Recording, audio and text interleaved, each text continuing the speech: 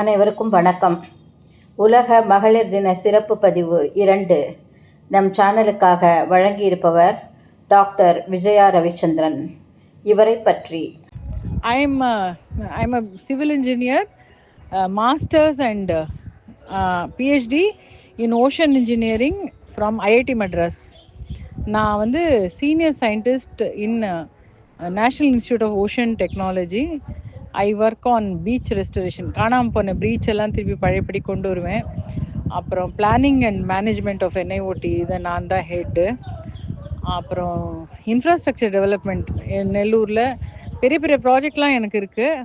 அப்புறம் MOEFலையும் நான் வந்து கொஞ்ச நாளைக்கு என்விரான்மெண்டல் கிளியரன்ஸ் அந்த கமிட்டிலையும் இருந்திருக்கேன். ஸோ my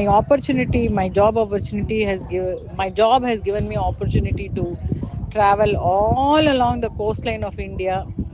எங்கெல்லாம் பீச் இருக்கோ அங்கெல்லாம் நான் போயிருக்கேன், இன்க்ளூடிங் சிட்டகாங் பங்களாதேஷ், அப்புறம் மயாமி பீச் ஃப்ளாரிடா, அதுக்கப்புறம் லக்ஷதீப் ஐலாண்ட்ஸ், அந்தமான் ஐலாண்ட்ஸ், கஷ்டமான இடங்களுக்கெல்லாமும் நான் போயிருக்கேன். அதெல்லாம் என்னோடய ஜாப் கொடுத்த எனக்கு opportunity. So women have no limitation. நமக்கு அந்த கிரிட் அண்ட் டிட்டர்மினேஷன் இருந்தால் போதும். இவர் புராணங்களில் உள்ள பெண்களை பற்றிய தொகுப்பை வெளியிட்டிருக்கிறார். அனைவரும் தவறாமல் கேட்கவும், உங்களது கமெண்ட்டுகளை கமெண்ட் பாக்ஸில் பதிவு செய்யவும். உலக மகளிர் தின வாழ்த்துக்கள். பெண்மையை போற்றுவோம். நன்றி, வணக்கம். ராதே கிருஷ்ணா. ஓம் ஸ்ரீ குருப்யோ நமஹ. இன்று சர்வதேச மகளிர் தினம். உலகெங்கும் உள்ள நாடுகளில் உள்ள அனைத்து பெண்களும் மகளிர் தினம் கொண்டாடுறார். நம்ம இந்தியாலையும் கொண்டாடுறோம். ஆனால் இந்தியாவில் இப்போது ஃபேஷனபிளாக இருக்கிற மாதிரி ஒரு நாளைக்கு ஃப்ரெண்ட்ஸ் டே, ஒரு நாளைக்கு மதர்ஸ் டே, ஒரு நாளைக்கு ஃபாதர்ஸ் டே அப்படிங்கிற மாதிரி ஒரு நாளைக்கு விமென்ஸ் டே, அப்படி நம்ம கல்ச்சர் அப்படி கிடையவே கிடையாது. We celebrate women always. நம்ம நாட்டில் இருக்கிற நதிகள் எல்லாமே தெய்வங்களாக போற்றப்படுகிறார்கள். எல்லாத்துக்குமே அன்னையின் பெயர் தான் இருக்கிறது, பிரம்மபுத்திரா ஒன்றை தவிர. ஃபேமஸ்லி சொல்கிற மாதிரி பிரம்மாவுடைய கேபினெட்டில் மந்திரிகள் எல்லாம் பெண்கள். மகாலட்சுமி தாயார் தான் ஃபைனான்ஸ் ஹேண்டில் பண்ணுறா, துர்கா தேவி தான் டிஃபென்ஸ், சரஸ்வதி தான் கல்வித்துறை. இந்த புராண இத்திஹாச கதையெல்லாம் எனக்கு எதுக்கு? ஏதோ தெய்வம்னு சொல்கிறா, இதெல்லாம் யார் நிஜமாகவே இருக்குன்னு நம்பினா அப்படின்னு ஸ்கெப்டிக்கலாக இருக்கிறவங்களுக்கு ஒரே ஒரு கேள்வி, இன்றைக்கு நம்ம பெண்கள் எவ்வளோ தைரியமாக எவ்வளோ தூரத்துக்கு முன்னேறி இருக்கோம்? இதற்கெல்லாம் காரணம் நம்மளுடைய DNA. இத்திஹாச புராண காலத்திலிருந்தே நம் பெண்கள் எல்லாரும் கற்று தேர்ந்து கல்வி அறிவு உடையவர்களாகவும், மேனேஜ்மெண்ட் டெக்னிக்ஸு எல்லாம், என்டியூரன்ஸ் எல்லாம் இருந்தவங்களாக இருந்திருக்கும். அதனால தான் நம்ம DNA இஸ் ஸோ ஸ்ட்ராங். நமக்கு வந்து எப்பவுமே பாட்டி காலத்துலேருந்து MBA ஃபைனான்ஸு, MBA HR எல்லாமே பாட்டி தான். ஸ்டோர்ஸ் எப்படி மேனேஜ் பண்ணுறது, ஃபைனான்ஸ் எப்படி மேனேஜ் பண்ணுறது, எப்படி மேன் பவரை யூஸ் பண்ணுறது எல்லாம் நம் பெண்களுக்கு அந்த காலத்தில் பாட்டி, கொள்ளு பாட்டி எல்லாருக்குமே தெரியும். இதை நான் ஸ்தாபிதப்படுத்துறதுக்கு எபிக், அதாவது ராமாயணத்திலேருந்தும் மகாபாரதத்திலேருந்தும் உள்ள சில பெண் கேரக்டர்களை பற்றி வர்ணனை செய்கிறேன். சீதா மாதா 6 வயசில் கல்யாணம், 18 வயசில் வனவாசம் போயாச்சு. வனம்ங்கிறது இப்போ இருக்கிற மாதிரி ஜாலி ரைடு, அப்புறம் இந்த கார்லாம் இந்த இதெல்லாம் போடுற மாதிரி ஆஃப்ரிக்கன் சஃபாரி எல்லாம் காட்டுற மாதிரி கிடையாது. உண்மையான தண்டகாரண்யம். லைட்டு கூட உள்ளே புக முடியாத வனத்தில் ஒரு 18 வயசு பெண், எந்தவித சௌகரியமும் கிடையாது. ராமர் பிரதிஜை பண்ணியிருக்கார், சமைச்ச உணவை சாப்பிட மாட்டேன்னு.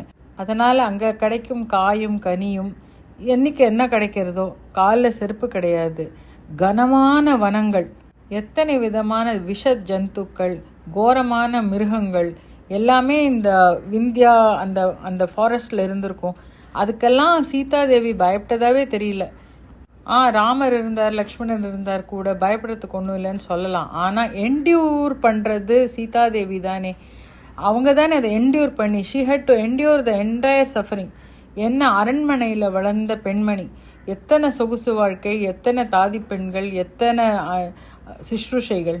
தன்னுடைய கடமையிலும் மாறாமல் ரிஷிகள் முனிகள் வந்தால் அவர்களையும் ஆராதித்து எவ்வளோ கஷ்டமான வாழ்க்கையை தெரிஞ்சு ஏற்றுக்கொள்கிறார். ராவணன் அபகரணம் செஞ்சு போகும்போது கூட எவ்வளோ அழகாக தன்னுடைய நகைகளெல்லாம் தூக்கி போட்டு அந்த வழியெல்லாம் நிறைய பேருக்கு தெரியணும்னு எவ்வளோ அந்த சமயோஜிதமான புத்தி. அந்த மாதிரி ஒரு இக்கட்டான சூழ்நிலையில் கூட அவளுடைய மைண்ட் ஒர்க் பண்ணியிருக்கு. She has been thinking about how to tell the others. இன்றைக்கி நமக்கு டென்ஷன் ஆகிடுதுன்னா ஃபோன் நம்பர் மறந்து போய்டுறது, என்ன பண்ணுறோன்னு கை கால் நடுங்கிறது. ஜஸ்ட் இமேஜின், யாரோ வந்து தூக்கின்னு போகிறா, ஏன் தூக்கின்னு போகிறான்னு தெரியாது. And she must have been what, இன்னொரு 13 வருஷம் ஆட் பண்ணிக்கலாம். So she must be some 31-32 years. அப்போ வந்து அந்த வயசுலேயே தைரியமாக அதை நகையெல்லாம் தூக்கி போட்டு வழி சொல்கிறதுக்கு அடையாளங்களை விட்டு அங்கேயும் போய் அசோகவனத்தில் தைரியமாக ராவணனுக்கே புத்திமதி சொல்கிறா. ராமன் வருவாரா தெரியாது, தான் எங்கே இருக்கோன்னு தெரியாது, அந்த செய்தி ராமனுக்கு போயிருக்கான்னு தெரியாது. ஆனால் எவ்வளோ தைரியம், எவ்வளோ கிரிட் அண்ட் டிட்டர்மினேஷன். வருவார், என்னை காப்பாற்றுவார், இல்லைன்னா பார்த்துக்கலாம். பட் இந்த மாதிரி ஒரு சுச்சுவேஷனில் எந்த விதமான காம்ப்ரமைஸும் பண்ணவே கூடாதுன்னு இருக்கிறது எவ்வளோ பெரிய விஷயம். அதை நம்ம ரீலிவ் பண்ணி பார்த்தா வி கேன் இமேஜின். அந்த மாதிரி ஒரு பெண்மணி நம்மளுடைய மூதாதையர். Next character Mandodari.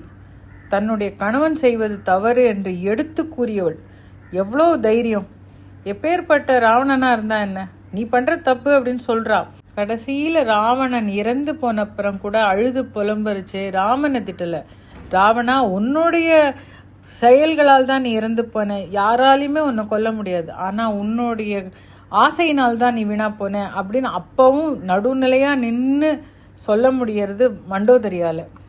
இன்னொரு கேரக்டர் தாரா. ஒரு வானர பெண்மணி, ஆனால் எத்தனை பெரிய மதியோகி மந்திரி.